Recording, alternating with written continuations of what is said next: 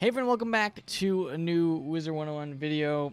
I did a video recently on just gardening in general and how to get mega snacks, because let's be honest, most people that get mega snacks get it from gardening. So I kind of talked about all of that in its own video, and it was just made to help people that are searching for that kind of thing or have no idea, but experienced players will know that. So I'm going to do the same thing for pets, because believe it or not, even though I do the pet showcases and all of that, I don't actually make, well, I haven't made any videos talking about how to pet hatch, because I don't know, I just kind of did it on my own and I never made a video going through it all. I'm gonna try to make it a short video, just kind of looking at the basics of pet hatching, and I wanted to do it on my fire because I just made a pet on this character and I can kind of show you guys the process of making that pet. Things have changed with the new kiosk, because now you can just use that. You don't even have to find someone else and hatch with them in order to get the pet that you want. You can just look in the kiosk and start hatching. So this will also be a kiosk hatching guide, because that's what I use to get my current new fire pet, which is not the one I'm using, but I want to show you this one as an example of a starting point. So here we go. This is going to be a quick look at how to pet hatch, how to start going for the pets that you want. It's going to take some work. It's going to take some mega snacks, which, you know, if you don't know how to get those, go check out the other video. And, I mean, that video kind of leads into this one, because once you get the mega snacks, well, now you can start pet hatching. Now you can start going for the pets that you want. So that's what this video is. Let's go ahead and get started with King Snoopy. This is just an adult pet that is first gen that I got from questing. This is the quest pet that you get for fire, Sun Serpent. So look at this pet, and these are the talents that I have. Nothing crazy. I have May Cast Fire Spear and Health Gift. So I'm using this as an example because I feel like this is a type of pet that, wow, look at that, negative like 2 trillion or something health gift. Wow, that's really good. Thanks, Health Gift. I think this will reset it. There we go. So I feel like this is kind of the type of pet that people are starting with, and the question is, how do you get from a pet like this to a really good pet like this? Or even my other one, my triple double, this one. How do you get from that to a pet like this? Well, it takes a lot of patience. It takes a lot of snacks, gold, sometimes crowns if you want to make it quickly, but it takes a lot of that. And basically, to get started is you need an adult pet, so you have to train a pet to adult. Doesn't really matter too much what talents it gets, but it is easier if you have a pet that already has some of the talents that you want. So for me, I think I have a pet in here. Yeah, I've got, well, not that one. Do I have any adult pets in here that actually have decent talents? That one, Mana Gift, not that good. But it doesn't really matter, because as you keep hatching, you're going to eventually get the talents that you want. So this one was one of my Kookaburra fails, because it got critical. Actually, that's not really a fail, but I just must have hashed it out.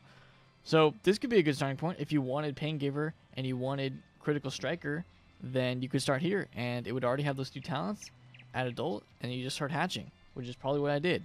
And then I got a new pet, and I started training that. So to start off, you just need an adult pet that has some talents. Doesn't have to be good talents. It helps if it's good talents, but it's not required. And then what you're going to do is you're going to go, if you're doing the pet kiosk, because that's kind of what this video is about, you're going to go in the pet kiosk, and you're going to start looking for a pet that is what you want.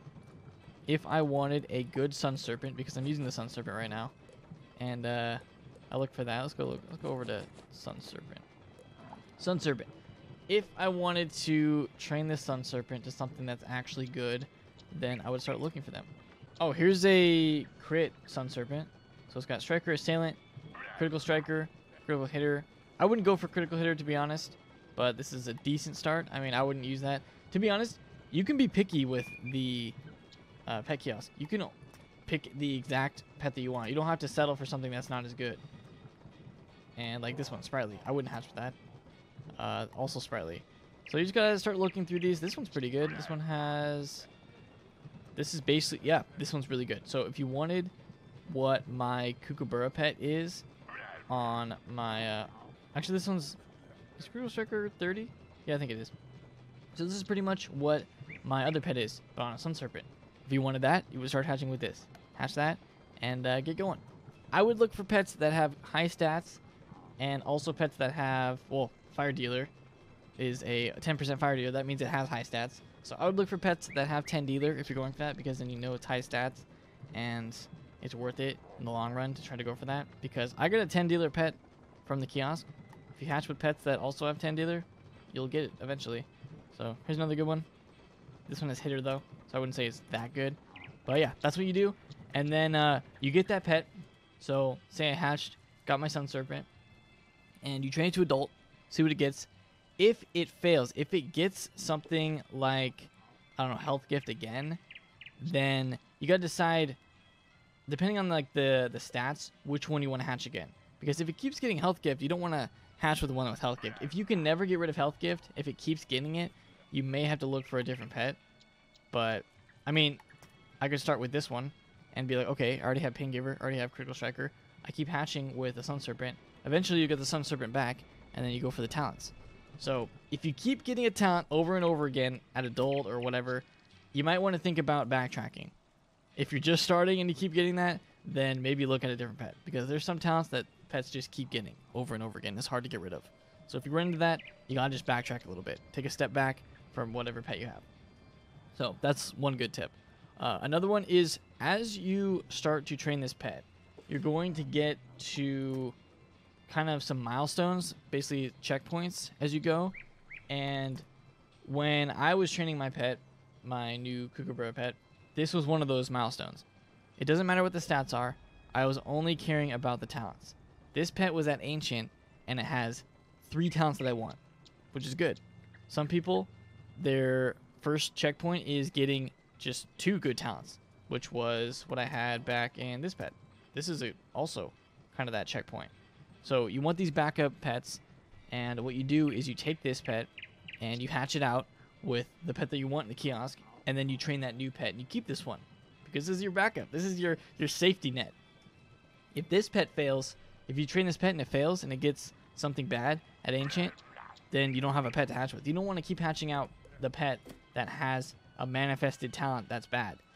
If that Kookaburra right here got, if this got something bad, like, I don't know, health gift. I don't think he can even get health gift. Or like, I think I failed one time with Ice Word. If this pet got Ice Word at Ancient, I would not want to hatch that pet anymore.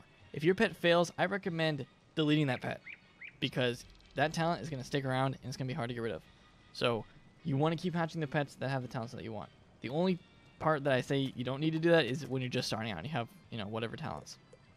So that's what you're going to get. And then you do the checkpoints. You keep going, and you try to one-up your checkpoint every time. So this one is adult. It's good. It's the backup. You train that up, and say my next one is this. This could be the next backup. This could be the Ancient backup, because it's got 3 talents that I want. And then you hatch that, and you keep going.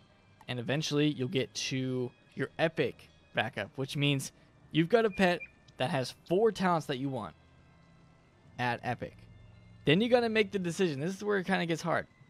Do I train this pet to mega, or do I hatch again and hope that the new pet is also good?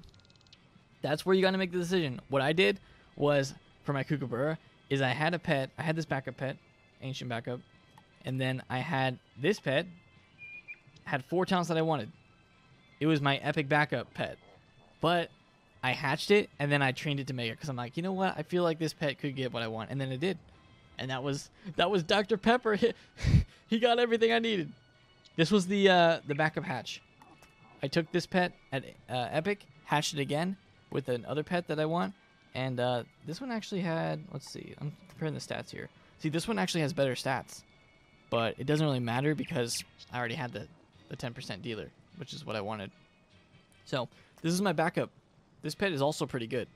If I were to train it, it'd probably get decent talents. And I bet it wouldn't fail unless I got really unlucky up to epic. I bet it would be pretty good, but I don't need it because I already got the pet. I got lucky with my epic backup and trained it to mega, and it worked out. So I don't need to train intellect because none of my stats benefit from that, but make sure you train up the right stat for the talents that you have, because otherwise it's not going to get to the max. So if you want to see what dealer you have, if you have 9 or 10%, there are calculators out there online, and you can do it yourself. The Central Wiki has the calculation that you can do. which is like adding strength and stuff like that and everything in power. And adds it together and lets you know if your pet is above like 9.5 because it rounds up, it will get 10. So that's what you're aiming for, is to try to get 10 dealer if you're going for that, or 9 dealer if you're okay with that. Max stat pets are another thing that people go for. I don't know. I never go for this because I don't feel like it's worth it. But max stat pets just means that every single talent over here is the max that it can be, which is possible. I mean, power is like 250. This would be 260. Agility probably also 260. Intellect 250, 255 strength. So that'd be a max stat pet, or 2.0 as people call it. I don't know. You don't really need to go for that because you can have decent stats and still get 10 dealer. That's what I care about.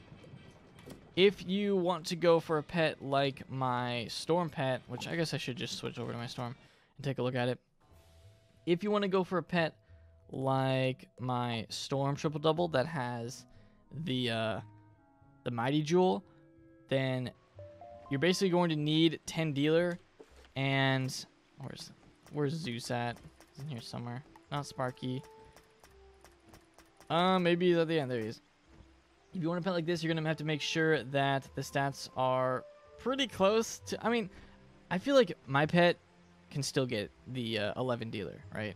Because the stats just need to be pretty close to max. They don't have to be max, but they can be pretty close. This is my best pet. I mean, 250 intellect, 260 agility, 260 will, 250 power, 319 strength because I use the Mighty Jewel. So this is the only stat that's not like 100% perfect, but just, I mean, the stats look clean, and that's what some people go for. If you really care about pets that much and you want to go for a max stat pet, you can, but you don't need to. That's not something you should be worried about. If you can get a 10 dealer pet, like, that's still insane. That's still really good. I'm gonna switch back to my fire. I just wanted to show you that. So that is the highest level pet that you can get right now with the max stats, but it's not necessary. You can still get 10 dealer without it. I mean, look at my new Kookaburra pet. He does not have max stats, but he still can get 10 dealer. So there you go.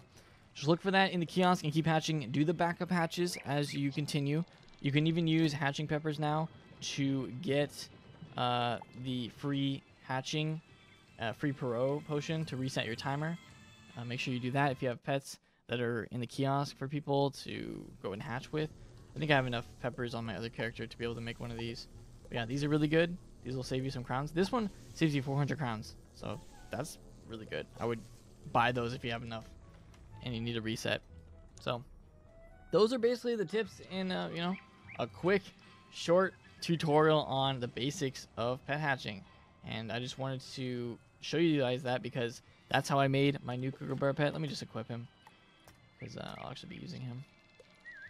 But that's how I made this pet, and it took probably, I don't know, maybe like 10 hatches. I failed a good amount of times, but not too many. Still cost me crowns because I wanted to get it done during the double pet XP. And double pet XP is super good if you remember. Take advantage of that when it's on. It's not on anymore because we just had it, but that's also good.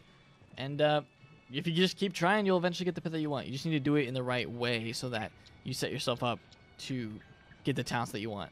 If you don't, if you're hatching with pets that have bad talents over and over again, you're going to keep getting those talents because it'll just manifest in the next one and it'll just stick around. So that's probably the biggest thing that I feel like people do when they're hatching pets. So that's it. I hope there were some good tips in there for you guys. I'm sure there's other things I could talk about with pet hatching, but maybe I'll do another video at some point in the future. Maybe at some point when I create a new pet during the next double pet XP, I'll actually show the process of me making the pet, which is possible. Also, I recommend the dance game. Super easy to be able to do that. I know people do other games, but whatever's easier for you. I feel like the dance game is pretty easy. And, yeah, whatever. It's up to you. But there you go. Hope that video was helpful for you guys. If it was, leave a like on it. If you don't know what I'm talking about with the pet snacks, with the mega snacks, go check out my other video that I did on a tutorial on how to get a lot of mega snacks. So thank you guys for watching. Leave a like if you enjoyed, and I'll see you all next time.